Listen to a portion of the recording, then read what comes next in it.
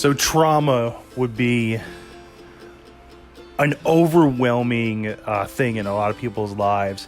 We talk about trauma in the way of like things that you just can't get rid of.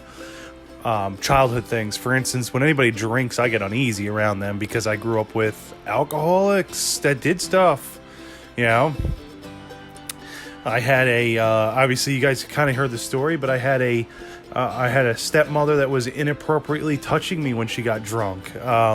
So anytime that I see somebody that's drunk around me, or there's drunk people around me, or they start drinking, I start becoming uneasy because I feel like everybody's going to hurt me. So that's might be what my kind of focus today would be, is if you have the same feelings, like everybody's going to hurt you, that would be like one of the most unhealthy things to have. I've found out that most people, you know, if you want to find something wrong with them or find out that they're going to hurt you or use you, people are not good. We already kind of delved on how terrible people are. And if you have a deep-seated trauma that you have not addressed or come out and told people about, got guidance for, or, you know, we're not trying to normalize anything, but at least get justice as a human being. You know, those are the things that you need to do. You know, as a human being, you should be respected by somebody, and that needs to be brought forward, and you need to come forward with that information, because you can't live with that on your chest and always have the issue of people are terrible, because at one point I was hurt by people. And now going into any relationship, it doesn't matter what type of relationship it is, friend, girlfriend, boyfriend, wife, husband, I am going to seek out the bad in the person before we even start.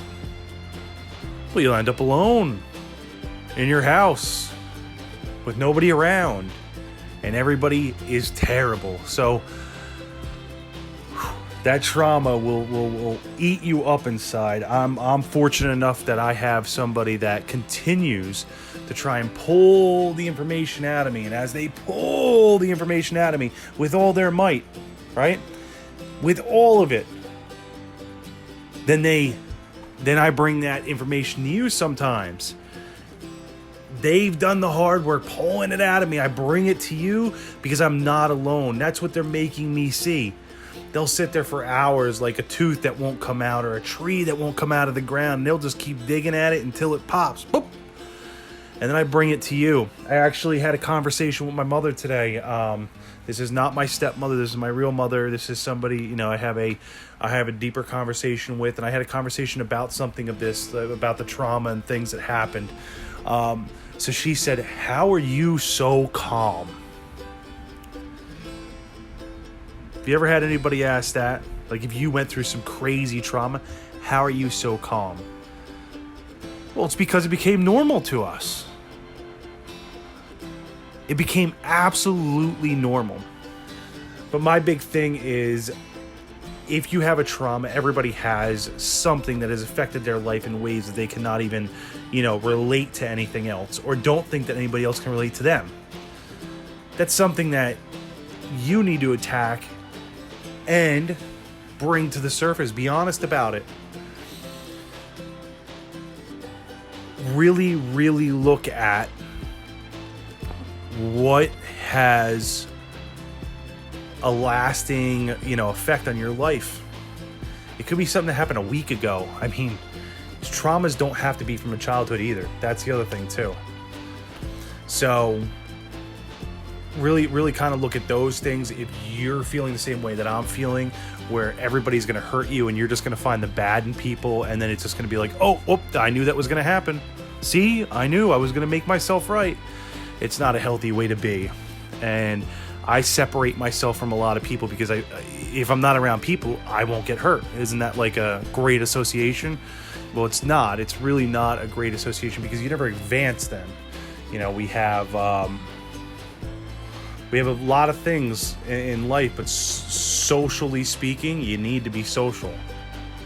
You're required to be social to be successful. So stay frosty. Look at yourself. Like I say, I've really looked at myself.